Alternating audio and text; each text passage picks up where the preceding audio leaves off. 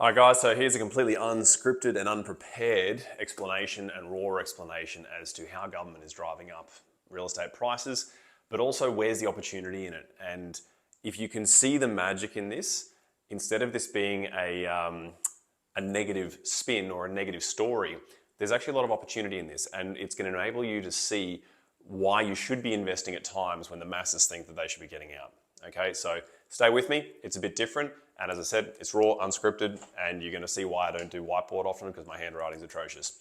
But here we go. So here's how government is actually driving up real estate prices instead of making it more affordable.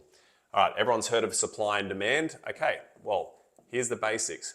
If demand is increased, price is going to increase. It's that simple. So how is government increasing demand, or how do they increase demand? Often with government, the thing that sounds the best in the media and that gets them votes is actually the thing that is worst for us. And this is, in my opinion, one of the issues we have at the moment is our leaders are more interested in getting votes rather than actually selling what is best for the country.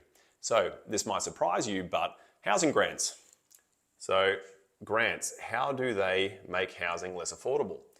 Well, the thing is, if you just think of supply and demand, if you have two bidders out there and their max buying price, the most they can pay for a property is $700,000, and then tomorrow the government goes, okay, for you, your group of people, we're going to give you a grant, and now we're giving you $15,000. That person now has $15,000 more to spend. What do you think they do? They go, oh, great, I've got $15,000 more. I can win this one now. I can get this property. So they bid $715,000. And now the other one bids $715,000. All of a sudden, that property just became worth $715,000, because what determines the value of real estate or anything is at what price are two people willing to transact. So the moment you give people more money to spend, prices go up. The moment you make it easier for them to borrow and access money or access more money, prices go up because people can put more into the market. So, okay, borrowing, how do they do that? Well, there's all sorts of ways that they can increase people's borrowing capacity or decrease it. Number one that everyone focuses on is interest rates. So if you think of the market where it's at the moment, it's been incredibly robust. Incredibly robust. And that is in a relatively high interest rate period relative to where we were. So if the market's been performing the way it's been performing with interest rates at relatively high rates, what do you think is going to happen when interest rates go down?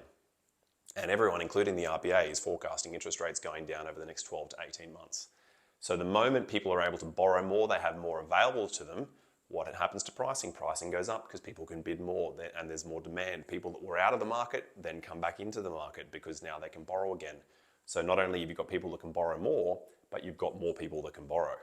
So grants and borrowing capacity, two of the biggest ways that they increase demand, which ultimately drives up pricing. Now, how do you sell that one to the public? We're a generous government. We're giving you money. First homeowners, yes, it's all about the ownership dream. Worst thing you can do for housing affordability. Worst thing. Guaranteeing deposits. People being able to get into the market with no deposits. I mean, this is looking a lot like what happened in the US before the GFC. All right? If people haven't learned how to manage their money at that point, giving them more money isn't going to build them wealth, it's just going to exaggerate the issue. You need to learn how to borrow, and you need to learn how to manage money before you earn the right to have more money available to you. But ultimately, through grants and making it easier for people to borrow, ultimately you're just driving up the price of real estate and making it even more unaffordable tomorrow, which obviously they can't just keep doing bigger and bigger grants. Well, they can, but it all ends in one way. So the ways that are often publicised by the media and the government as positive things for our economy and for housing affordability are actually the worst things for it. And this is not a new thing. This has been happening hundreds of years in different ways. It's very repetitive. So that's one thing. Now, the other thing is increasing costs, because ultimately if you increase the costs of providing the stock to the market, less comes to market. Why? Okay, if I have a piece of real estate available to me and it's going to cost me $1 million to buy and it's going to cost me $500,000 to develop, all right, I need to make a certain margin on that. So I'm not doing the math on it. Let's just say I need to make $3 million to make that work. Well, if they now go and increase my costs and now my costs are $600,000 or $700,000, so purchase price of $1 million, and now my costs have gone up to 700,000, so now it's 1.7 million. Well, that $300,000 is not a big enough margin anymore. There's too much risk associated with it. So in the end, I'm not going to buy that and I'm not going to develop it. So therefore, less stock comes to market. Well, when supply goes down, what happens to pricing? Pricing goes up because there's more people fighting over less stock available. So how is the government increasing the cost of providing the stock to the market? Fees. Over the last 10 years, the cost of providing stock to the market, and I'm talking just land, forget about actually finished dwellings, the cost of providing stock to the market has gone up astronomically.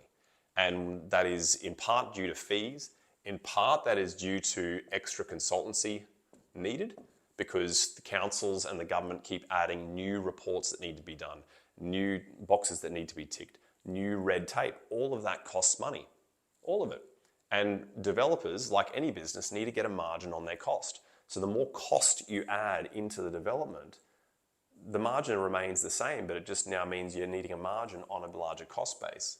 So fees, consultancy, contributions continue to go up as well. And now there's an argument in the media that Queensland, let me make sure I spell this correctly, that Queensland councils are arguing for that to be, for the limit on that to be removed, because currently the state government is limiting and controlling the level of contributions that can be charged to developers. For those that don't know, contributions is for every new dwelling you create, you need to pay currently about $33,000, $34,000. So if you create 10 new dwellings, you need to pay 10 times $33,000 to the council, which is to help them with their infrastructure, the additional burden you're putting on the infrastructure in the area.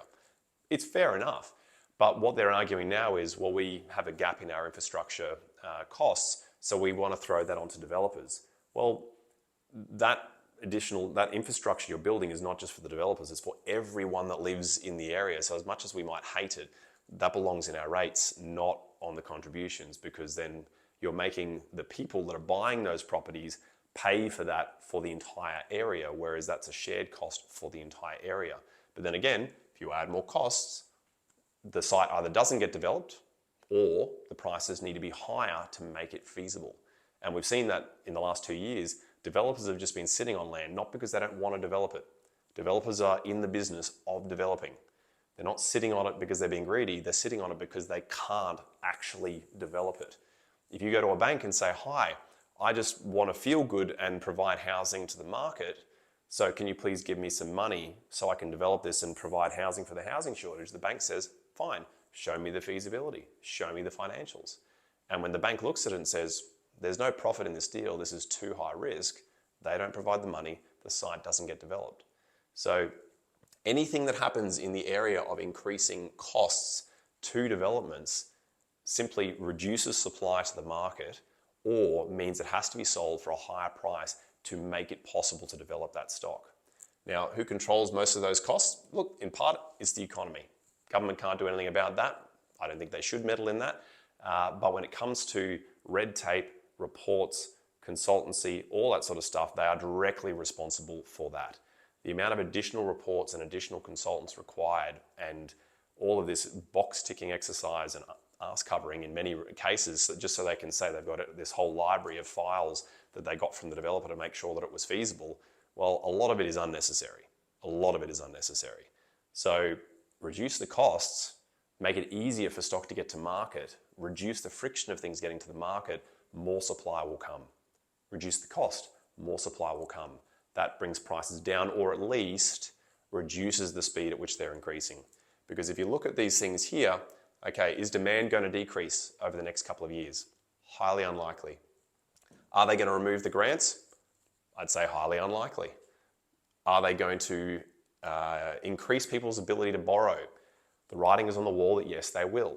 So all of those things are going to drive prices up. Forget about how expensive you think things are now. That has been the story of everyone at every point in real estate history. Does the market get overcooked at times? Yes, it does. But that's where we look at the 18-year cycle and where is the value of real estate relative to the debt that is being held over that land. And we're not there yet. It's still affordable. As much as it seems unrealistic or unreasonable, people can still afford it. So therefore, we're not at that point yet. And here, well, costs are only getting increased. And on one hand, the council and the politicians are saying we're doing things to make it easier for developers.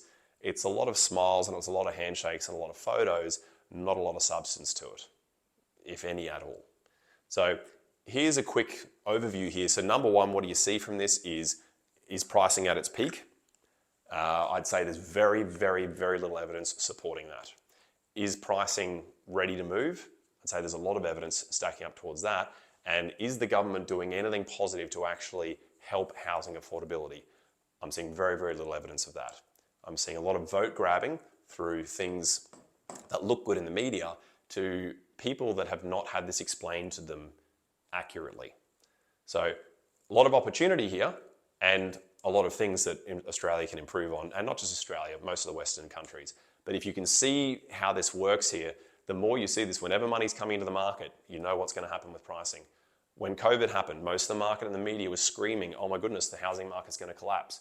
But you had significantly reduced supply and you had money flooding into the market like never ever before.